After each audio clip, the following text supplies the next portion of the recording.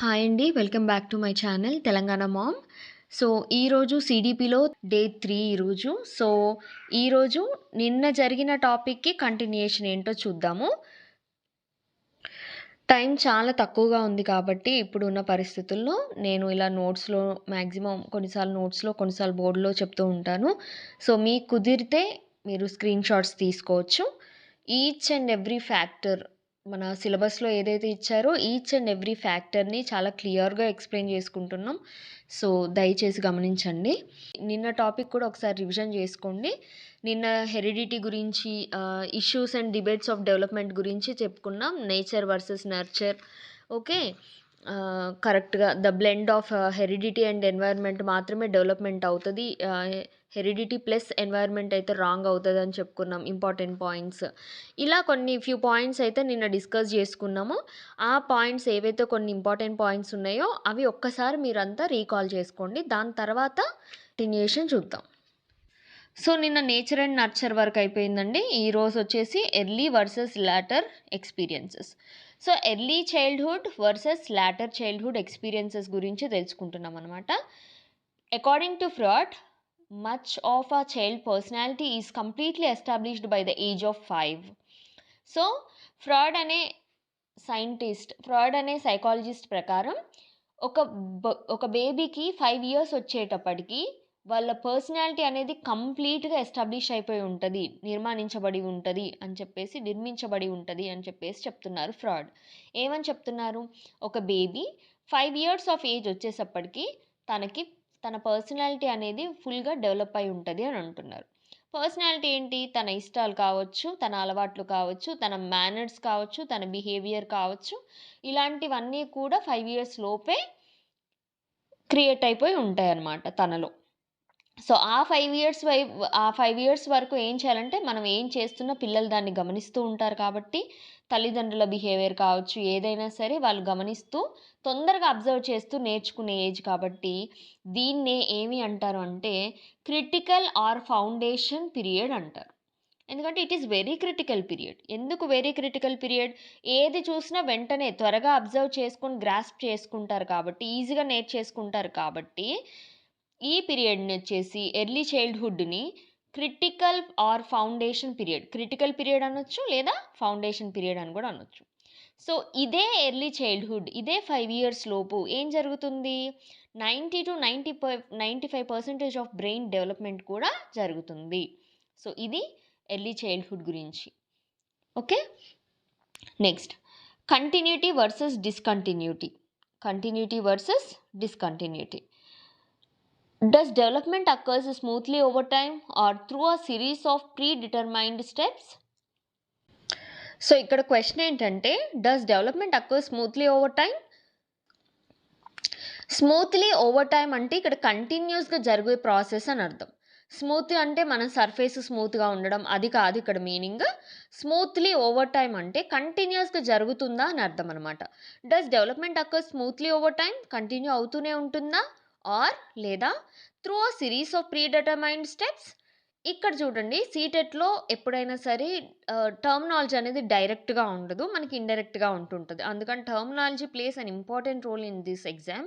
So, predetermined అంటే మనకి డిస్కంటిన్యూయస్ అని అర్థం. నార్మల్‌గా డిస్కంటిన్యూయస్ అని ఉంటే మనకు అర్థమైపోద్ది. కాకపోతే ఇక్కడ క్వెషన్‌లో ఏమిచ్చారు? ప్రీడిటర్మైన్డ్ స్టెప్స్ అంటే డెవలప్మెంట్ అనేది ఎప్పుడూ స్మూత్లీ ఓవర్ టైమ్ కంటిన్యూగానే జరుగుతూ ఉంటుందా? ఆర్ లేదా త్రూ ఆ సిరీస్ ఆఫ్ ప్రీడిటర్మైన్డ్ స్టెప్స్ లేదంటే డిస్కంటిన్యూయస్ ప్రాసెస్‌లో?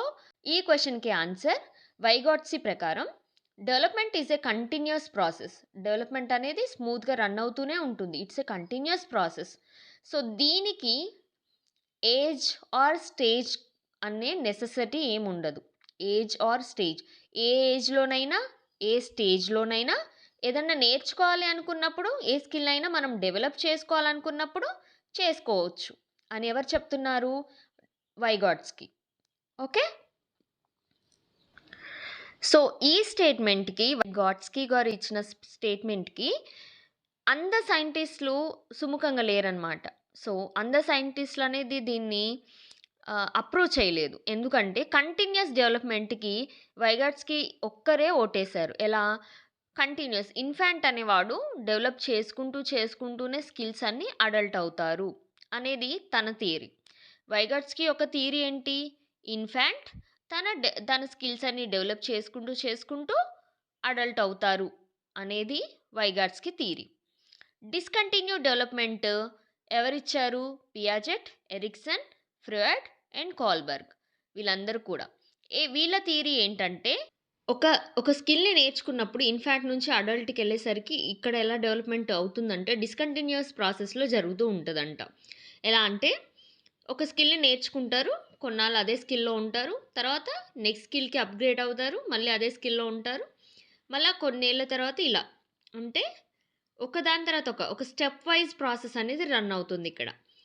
ఫర్ ఎగ్జాంపుల్ ఒక చిన్న బాబు సైకిల్ నేర్చుకుంటే కొన్నాళ్ళు అదే సైకిల్ అదే డెవలప్మెంట్లో ఉండి తర్వాత కాస్త పెద్ద సైకిల్ అదే డెవలప్మెంట్లో కొన్నాళ్ళు ఉండి తర్వాత బైక్ అలా ఇంప్రూవైజ్ చేసుకుంటూ డిస్కంటిన్యూగా ఒక్కొక్క స్టెప్ ఎక్కుతూ వెళ్తూ ఉండడాన్ని డిస్కంటిన్యూస్ డెవలప్మెంట్ అంటాం. అండ్ దీన్ని ఎవరెవరు అప్రూవ్ చేశారంటే Piaget, Erikson, Freud, Kohlberg.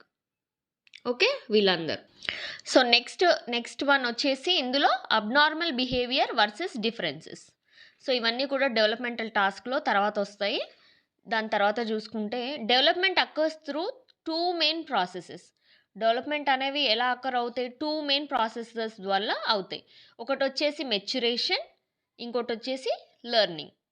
So maturation ఏంటంటే ఆల్రెడీ జెనెటిక్ కోడ్ అనేది పేరెంట్స్ది ఆ బేబీలో ఉంటుంది కాబట్టి ఆ బయాలజికల్ ప్రాసెస్ వల్ల ఆ బేబీకి పొటెన్షియాలిటీ వచ్చి మెచ్యురేషన్ వల్ల ఒక రకమైన లెర్నింగ్ ప్రాసెస్ అనేది ఆల్రెడీ తన జెనెటిక్ కోడ్లో డిసైడ్ చేసి ఉంటుందన్నమాట. నెక్స్ట్ వచ్చేసి normal thing learning. So maturation లేకుండా నేర్చుకోవడం అనేది లెర్నింగ్ ప్రాసెస్. ఎలా? ఈ లెర్నింగ్ ప్రాసెస్కి ఏం చేయాలి మనం?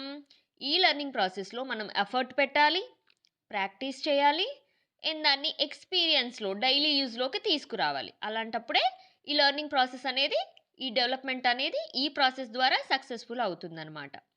మెచ్యురేషన్ వల్ల డెవలప్మెంట్ అవ్వడం వేరు, ఎందుకంటే అది బయాలజికల్గా మన బాడీలో ఉంటుంది, మన జీన్స్లో ఉంటుంది. అండ్ అది లేకుండా లెర్నింగ్ అండ్ డెవలప్ అవ్వడం అంటే ఎఫర్ట్ పెట్టాలి, ప్రాక్టీస్ చేయాలి, రియల్ లైఫ్లో డైలీ లైఫ్లో ఎక్స్పీరియన్స్డ్గా చేయాల్సి ఉంటుంది. సో పరిపక్వత మెచ్యురేషన్లో ఏం జరుగుతుంది? వాళ్ళు అకార్డింగ్ టు ద సిచ్యువేషన్స్ వాళ్ళు అన్ఫోల్డ్ అవుతూ ఉంటారు అని చెప్పేసి లాస్ట్ క్లాస్లో మనం నేర్చుకున్నాం కదా, అలాగే అన్ఫోల్డ్ చేసుకుంటూ ఉంటారు వాళ్ళకున్న పొటెన్షియాలిటీస్ని. ఇలాగే వాళ్ళలో ఉన్న రా మెటీరియల్ ఏంటి మనకి ఇక్కడ? Provides raw material for learning. Already వీళ్ళ మెచ్యురేషన్ ప్రాసెస్లో డెవలప్మెంట్ ఎలా జరుగుతుంది? డిఎన్ఏ ద జెనెటిక్ కోడ్ అనేది వాళ్ళలో ఆల్రెడీ ఉంటుంది కాబట్టి అదే వాళ్ళకి raw material. Growth and maturation రెండు కూడా డెవలప్మెంట్లో పార్ట్, ఒక భాగం. ఆల్రెడీ దీని గురించి మొన్న చెప్పుకున్నాం. డెవలప్మెంట్లో గ్రోత్ అండ్ మెచ్యూరిటీ అనేది భాగమే. సో డెవలప్మెంట్ అనేది దేనికి ఇంటర్ రిలేటెడ్ ఉంటే జరుగుతుంది? లెర్నింగ్కి. ఏదో నేర్చుకుంటేనే మనం డెవలప్ అవుతూ ఉంటాం, ఏమి నేర్చుకోకుండా డెవలప్ అవ్వలేం కదా. సో నేర్చుకోవడం అనేది మనం డెవలప్ అవ్వడానికి interrelated. Maturity and learning అనేవి side by side, hand in hand వెళ్తూ ఉంటాయి ప్యారలల్గా.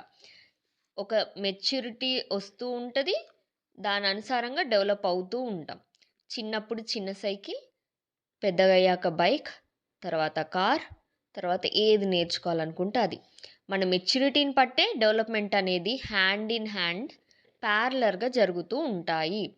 ఇలా ప్యారలల్గా జరిగే ప్రాసెస్ని మనం కాంప్లిమెంటరీ ప్రాసెస్ అంటాం. ఇలా ప్యారలల్గా జరిగేదాన్ని ఏమంటాం?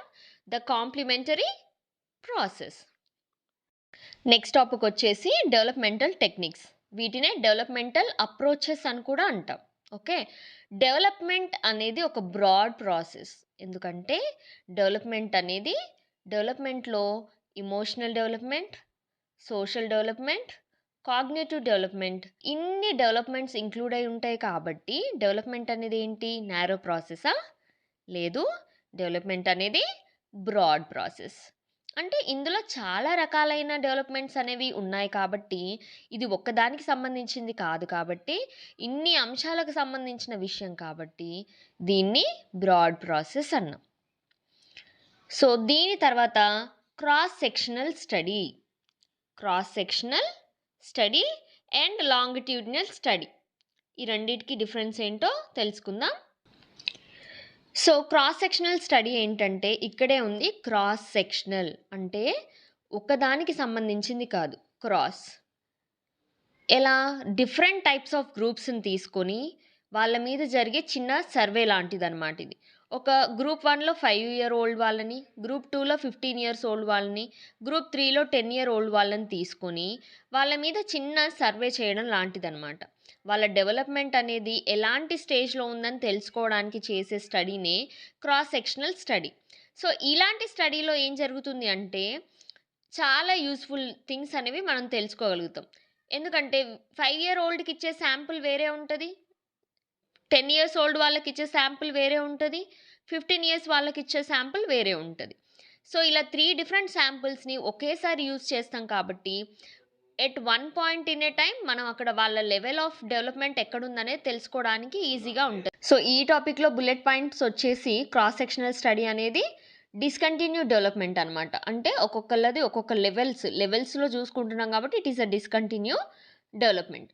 కాస్ట్ అనేది చాలా తక్కువ పడుతుంది, ఎందుకంటే వీళ్ళకి వేరే శాంపుల్, వీళ్ళకి వేరే శాంపుల్, వీళ్ళకి వేరే శాంపుల్ ఇస్తాం కాబట్టి, సేమ్ శాంపుల్ కాదు కాబట్టి.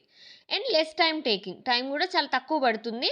And one point in a time అంటే ముగ్గురు ఈ లెవెల్స్ గురించి మనం తెలుసుకోగలుగుతాం. ఇక్కడ డిఫరెంట్ శాంపుల్స్ కాబట్టి 3 levels గురించి మనం స్టడీ చేయగలుగుతాం క్రాస్ సెక్షనల్ స్టడీలో. సో ఇలా snapshot of a given point in time change at a societal level. So మన సొసైటీలో ఒక్కొక్కరు ఏ లెవెల్ ఉన్నారో తెలుసుకోవడానికి ఈజీగా ఉండే ప్రాసెసే cross sectional study. Longitudinal study ఏంటంటే సేమ్ గ్రూప్ వాళ్ళకి డెవలప్మెంట్ ఎక్కడుందనేది సర్వే చేయడాన్నే లాంగిట్యూడినల్ స్టడీ అంటాం. ఇక్కడ ఏమవుతుంది, time consuming and expensive. Same level వరకు ఒకే టైప్ ఆఫ్ శాంపుల్ కావాల్సి వస్తుంది వీళ్ళకి, అది కూడా ఎక్కువ మొత్తంలో. ఒకటే కైండ్ ఆఫ్ శాంపుల్ని ఎక్కువ మొత్తంలో తెప్పియాలి కాబట్టి సర్వేకి, అందుకని వీళ్ళకి ఏమవుతుందంటే టైం చాలా కన్జ్యూమింగ్గా ఉంటుంది అండ్ ఎక్స్పెన్సివ్ కూడా. ఒకటే లెవెల్లో ఉండడం వల్ల డిఫరెంట్ థాట్స్ వస్తూ ఉంటాయి కాబట్టి వీళ్ళకి సెవరల్ పాయింట్స్ అనేవి జరుగుతూ ఉంటాయి. And change at the individual level, ఒకరి నుంచి ఒకరికి ఇండివిజువల్ డిఫరెన్సెస్ అనేవి చాలా ఉంటాయి అన్నమాట. సో ఏది బెటర్ ఈ రెండిట్లో? Cross sectional study is better than longitudinal study. So ఇక్కడ మీకు ఒక్క క్వశ్చన్, అదేంటంటే స్టడీ ఆఫ్ అ చైల్డ్ అంటే తన గురించి, తన డెవలప్మెంట్ గురించి మనం చూసుకుంటున్నాం. Study of a child from his birth to 5 years of age. So ఒక చైల్డ్ గురించి మనం బర్త్ నుంచి 5 years వరకు తన డెవలప్మెంట్ ఏ విధంగా జరుగుతుందో మనం చిన్న సర్వే చేస్తున్నాం. సో అది ఏ స్టడీ అవుతుందో ఇక్కడ ఆన్సర్స్ కామెంట్ బాక్స్లో కామెంట్ చేయండి. అది క్రాస్ సెక్షనల్ స్టడీ అవుతుందా లేదా లాంగిట్యూడినల్ స్టడీ అవుతుందా అనేది కామెంట్ చేయండి.